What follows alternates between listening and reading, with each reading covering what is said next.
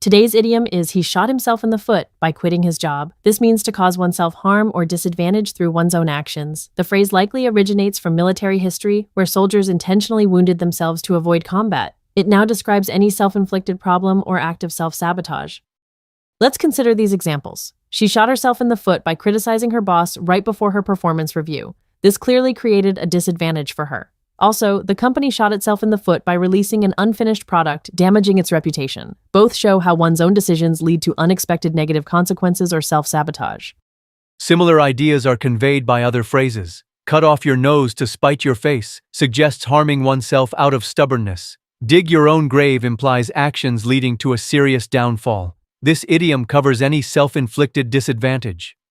In summary, shooting yourself in the foot means causing self-inflicted harm through your own choices, stemming from military origins. It vividly describes self-sabotage. Remember it when someone's actions lead to their own trouble. It helps us understand our decisions' impact. I'll see you next time with another great expression. Today's idiom is, you can't just sit on the fence anymore. It means you must make a clear decision or choose a side as the time for neutrality has passed. Imagine literally sitting on a dividing fence, refusing to commit. This vivid imagery, common since the 17th century, conveys the pressure to finally take a stand. Let's see how this idiom is used. Sarah is urged to vote on a proposal, stressing her indecision is no longer acceptable. Our second example shows a committee needing to finally commit after prolonged discussion. Both highlight the pressure to move past neutrality and make a definite decision. The time for hesitation is truly over. Other phrases are similar. On the fence describes someone undecided, without any more urgency. Hedge your bets implies avoiding full commitment by preparing for multiple outcomes. This focuses on minimizing risk, whereas our idiom demands a definitive choice now, pushing you off the neutral position. In summary, you can't just sit on the fence anymore is a powerful idiom urging a firm decision when neutrality is no longer an option. From its visual origin of choosing a side, it emphasizes that the time for hesitation is truly over. Use this idiom to encourage decisive action. I'll see you next time with another great expression. Today's idiom is I spilled the beans. This phrase means you accidentally revealed a secret or confidential information that wasn't meant to be shared. Imagine holding onto a juicy piece of information and then, oops, it just slips out. Its most accepted origin traces back to ancient Greece, where a voting system involved placing white or black beans into jars to cast votes. If a jar was accidentally knocked over, the beans would spill, revealing the votes and the outcome prematurely. This vivid image perfectly captures the idea of disclosing information before its time. Let's look at how we use this idiom in everyday conversation. Our first example is, I accidentally spilled the beans about Sarah's surprise party. Here, spilled the beans means someone unintentionally let slip the secret about the party. Maybe they mentioned it in front of Sarah, ruining the surprise. It highlights the accidental nature of the revelation. Our second example, the little boy spilled the beans about his sister's secret Santa gift, shows a similar scenario. A child, perhaps without fully understanding the impact, revealed what was supposed to be a secret. Both examples emphasize an unintentional disclosure of information, often leading to a surprise being ruined or a secret being exposed prematurely. Now let's explore some similar expressions. Let the cat out of the bag is a very close relative. While spilled, the beans often implies revealing any secret. Let the cat out of the bag can sometimes refer specifically to exposing a hidden trick or a secret plan, not just information. For example, if a magic trick involved a hidden object and you revealed it, you've let the cat out of the bag. Give away the secret is a more direct, less idiomatic way to express the same idea, simply disclosing confidential information. Use spilled the beans for a colorful idiomatic way to describe an accidental revelation. To wrap up, I spilled the beans is a fantastic idiom for when you've accidentally let a secret slip. It's concise, vivid, and widely understood. Remember its historical roots in ancient Greek voting, which involved revealing outcomes by spilling beans, helping you recall its meaning of unintended disclosure. So, the next time you accidentally reveal a surprise party detail or a confidential plan, you can accurately say, "Oops, I spilled the beans." It's a colorful and relatable way to admit a slip-up. Keep practicing, and you'll master this idiom in no time. I'll see you next time with another great expression. Today's idiom is my colleague stole my thunder. This expression describes the frustrating experience of someone else taking credit for your idea or accomplishment, or otherwise overshadowing your moment of success. It implies that you had a plan or a good moment, but it was diminished or seized by another. The origin of this idiom is quite theatrical. It dates back to the early 18th century in England, from a playwright named John Dennis, who invented a unique method for creating thunder sounds for his play. When his play failed, others quickly adopted his thunder effect for their own successful productions, leading Dennis to exclaim that they had stolen his thunder. Let's look at how My Colleague Stole My Thunder plays out in different situations. Our first example is, I spent months developing that marketing strategy, but then my boss presented it as his own idea to the board. He completely stole my thunder. Here, the boss took credit for the speaker's hard work, denying them the recognition they deserved. The thunder represents the impact or applause that should have gone to the person who originated the idea. In our second example, I was about to announce my engagement at the family dinner, but my cousin chose that exact moment to tell everyone she was pregnant. She totally stole my thunder. This illustrates being overshadowed. The cousin didn't steal an idea, but rather shifted the spotlight and attention away from the speaker's special moment. Both examples effectively convey the feeling of being unfairly deprived of recognition or a moment in the spotlight. When someone steals your thunder, it often involves taking credit or overshadowing. Two similar expressions are, take credit for something and upstage someone. Take credit for something is quite straightforward. It means claiming recognition for an achievement, often falsely. For instance, my colleague took credit for my idea.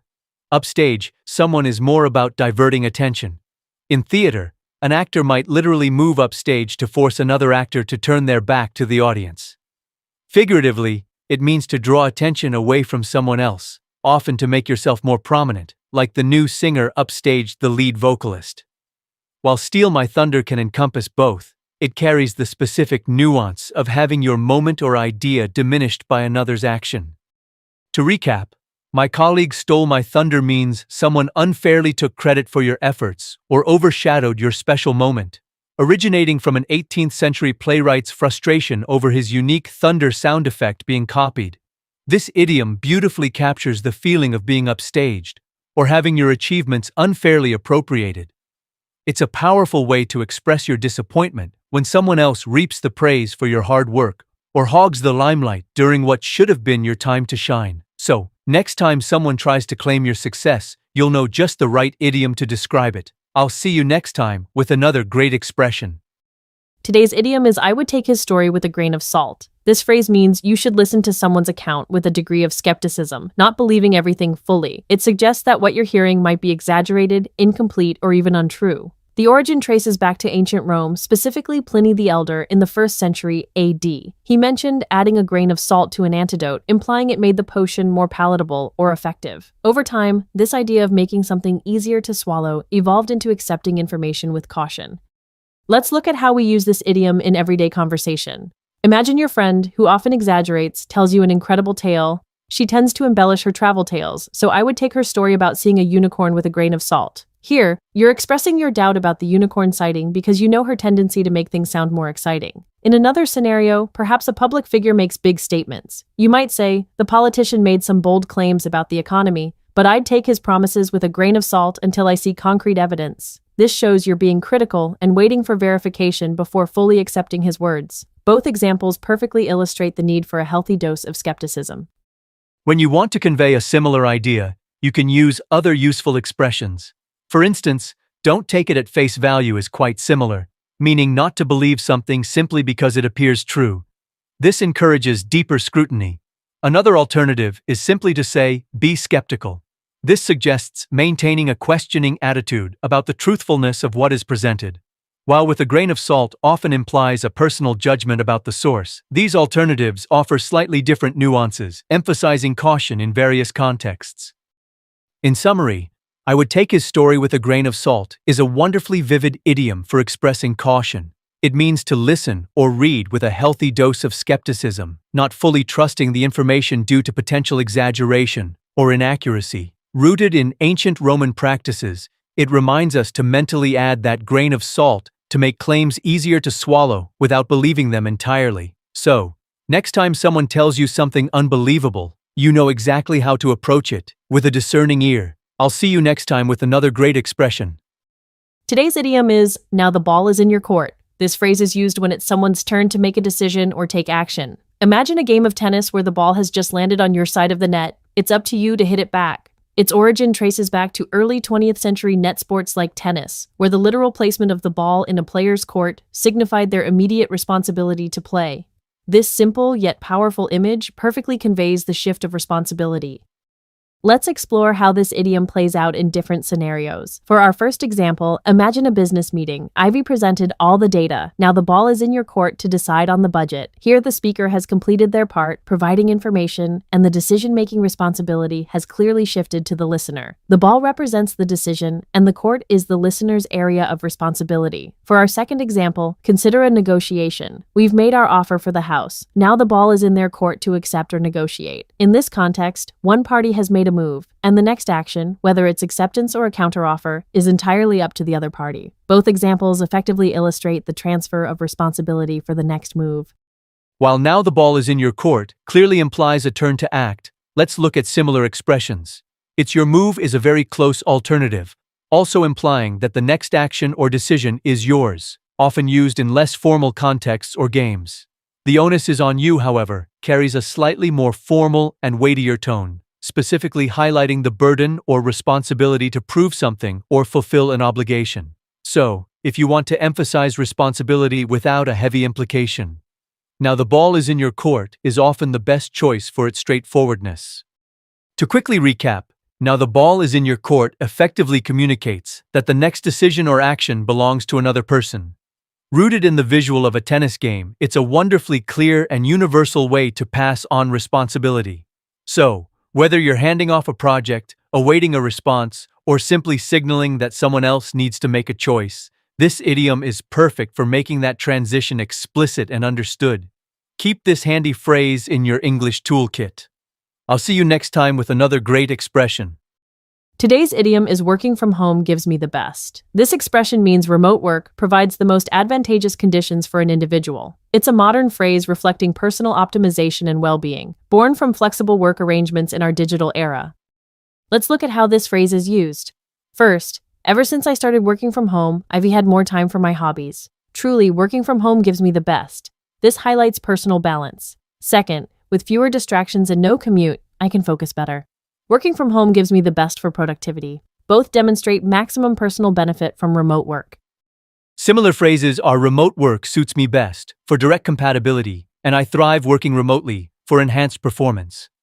Our idiom broadly states optimal conditions. These offer nuances on personal fit or excelling remotely. In summary, working from home gives me the best signifies remote work provides optimal personal conditions. It's a modern way to express maximum benefits like improved well-being or productivity. Use it confidently to share positive experiences with flexible work. I'll see you next time with another great expression. Today's idiom is he finally threw in the towel. This vivid expression means to give up or admit defeat, especially after a long or difficult struggle. Imagine someone battling persistently, only to reach a point where they can no longer continue. The idiom's origin comes from the sport of boxing in early 20th century America. When a boxer's corner decided their fighter could no longer safely compete, they would literally throw a towel into the ring to signal their concession of defeat. This quickly entered everyday language to describe giving up on any endeavor. Let's see how this idiom plays out in different scenarios. Our first example is, after years of struggling to make his startup profitable, Mark finally threw in the towel and decided to sell his company.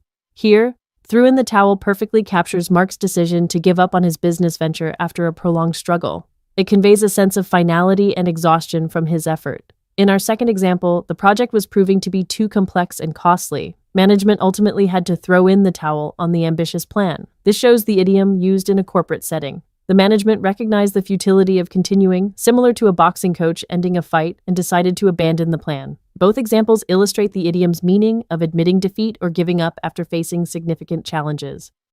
While throw in the towel is distinct, there are similar expressions. Call it quits implies simply ending an activity, often due to personal decision, exhaustion, or lack of progress, without necessarily implying a long battle. For instance, I'm tired, let's call it quits for today.